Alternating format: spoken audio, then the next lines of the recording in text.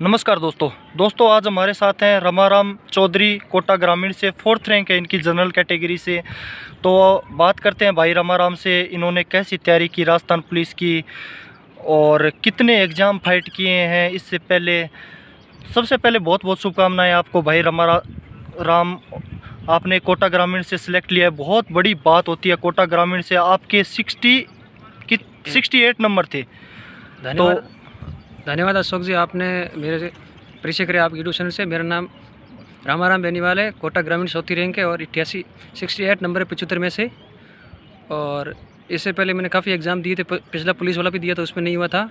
उसमें मैं B part में 6.2 पीछे कुछ नंबर रह गया था। और उससे पहले पटवारी भी दिया था। अच्छा बीएड भी मैंने कर रखी है। बीएड, ये बात है। इससे पहले आपने कोई कॉम्पिटिटिव एग्ज़ाम फाइट किया है, कंपटीशन फाइट किया है? इससे पहले मैंने एसआई वाला फिजिकल दिया था 2018 में, उसमें मेरा फाइनल नहीं हुआ था, मैं बाहर हो गया था।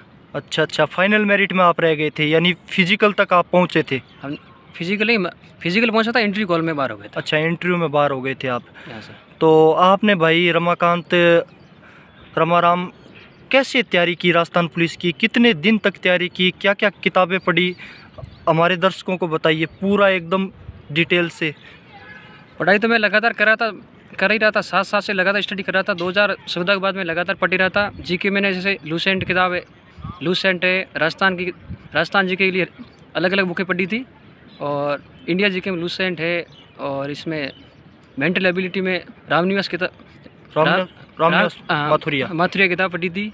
और ये बाकी ये गौरव सर के वीडियो देखता था करंट के लिए, कुमार गौरव सर की। और राजस्थान जीके के लिए आपने कौन कौन सी बुकें पढ़ी, थोड़ा बता सकते हैं भाई? राजस्थान जीके के लिए एक तो हमारे बाड़मेर 22 कोचिंग उसके नोट्स है, लक्ष्य गाइड पढ़ी थी, ये 2 किताब पढ़ी थी। अच्छा, लक्ष्य और वो 22 हमारे बाड़मेर एक 22 संस्थान है, उसके नोट्स है राजस्थान जीके अच्छे है, वो मैंने नोट्स वही में पढ़ता, मेन वही थे दिन की मेरे पास। आपने भाई कितने दिन तक तैयारी की, कुछ बता सकते हैं हमारे दर्शकों को?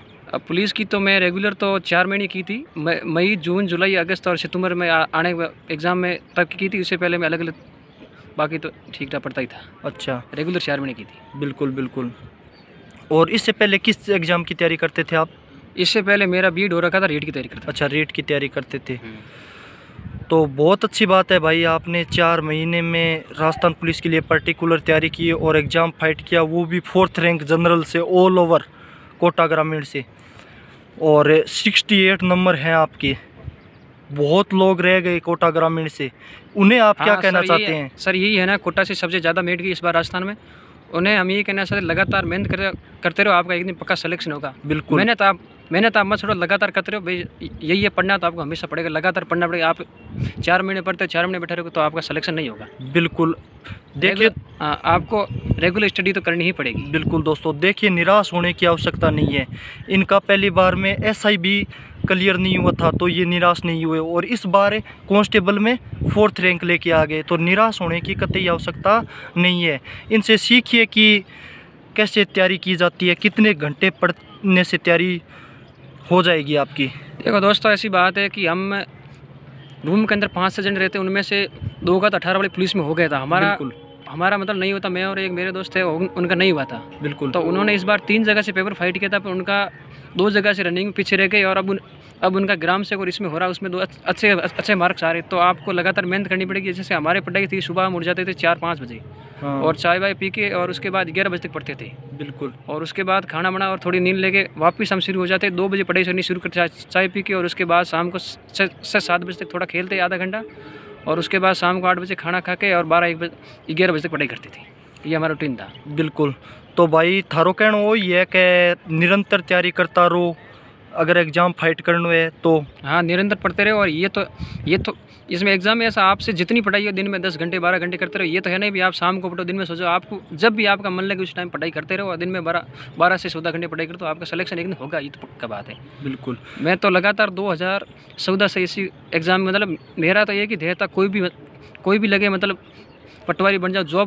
जॉब चाहिए थी, और जॉब अब मेरे को मिल गई। बिल्कुल। गवर्नमेंट जॉब की आवश्यकता थी मेरी, मेन यही ध्येय था, कैसी भी चपरासी मिले, पटवारी मिले, कोई मिले, गवर्नमेंट जॉब चाहिए, और अब मेरे को मिल गई है। बिल्कुल भाई, बाड़मेर की बोली हमारी देसी बोली बहुत अच्छी है, तो आप थोड़ा सा बाड़मेरी बोली में ही बता दो हमारे दर्शकों को कि इस बार जो एग्ज़ाम हो रहा है उसमें कितना पेपर टफ आ सकता है, कैसी तैयारी करें जिससे सिलेक्शन बैठ जाए?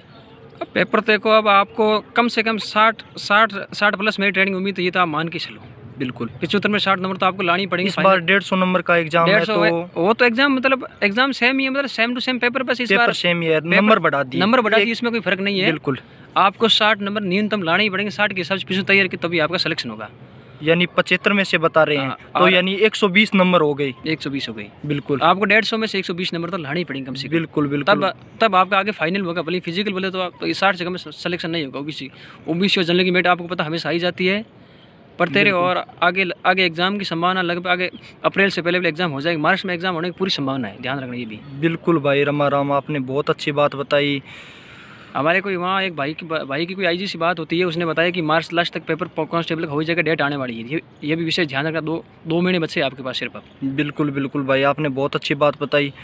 तो भाई रमा राम, आपने कितना स्ट्रगल किया, यानी जीवन में कितना संघर्ष किया, ये थोड़ा सा हमारे दर्शकों को बताइए। देखो, जीवन में मुझे तो बहुत ज़्यादा संघर्ष करना पड़ा। मैंने 11th क्लास में मजदूरी करनी शुरू कर दी थी। तब जब ये गर्मियों की स्कूलों में छुट्टी होती, उसी टाइम में 2 महीने मजदूरी करने गया था। अच्छा, मजदूरी करते थे आप? हाँ, उसके बाद में 2014 मेरी बारी होगी, उसके बाद मैंने ये फोटोग्राफी वाला काम सीख लिया था। आपको पता ही, मैं बिल्कुल फोटोग्राफी करता हूँ। बिल्कुल ये कैमरा मैन है भाई साहब। तो अपने मतलब ताऊ जी की लड़के की दुकान थी, उसके साथ जाता था। कोई भी शादी होती तो मुझे ऑर्डर मिल जाते और मैं ऑर्डर का मुझे 2000 रुपये दे देता, और इससे मेरा ऐसे मतलब साल में मैं 15-20 ऑर्डर हो जाते और मेरे 60,000 रुपये हो जाते।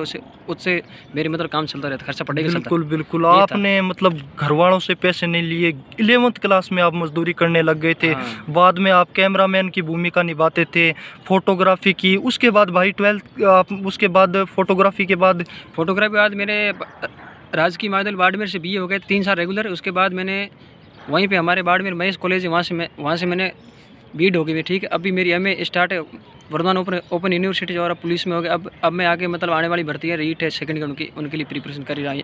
यहीं भी मैं पढ़ ही रहा हूँ। बिल्कुल भाई, तो मजदूरी करने वाले बालक का भी सिलेक्शन हो सकता है। यानी ये मत सोचिए आप कितना गरीब हैं, गरीबी से सिलेक्शन का कोई लेना देना। मेहनत ये देखा है, जो मेहनत करता रहेगा उसका सिलेक्शन होगा। ये तो मेरे सामने ऐसे 50 उदाहरण है। मेरे रूम के पास ऐसे लड़के थे जिन्होंने मेहनत नहीं छोड़ी, उनका सिलेक्शन होगा। ये तो मैं आज नहीं तो कल होगा, जरूर होगा ये तो। देखिए दोस्तों, गरीब घर में पैदा होना कोई बुरी बात नहीं है, लेकिन गरीबी में मर जाना ये सबसे बड़ी बात है। भाई के साथ भी यही हुआ है। इन्होंने मेहनत की है, मजदूरी कर के आगे बढ़े, फिर इनका सिलेक्शन हुआ और अच्छी खासी लाइफ बन गई है अब भाई की, रमा राम की। तो भाई बहुत बहुत धन्यवाद, आपने इतना स्ट्रगल किया और इस मुकाम तक पहुँचे हैं आप।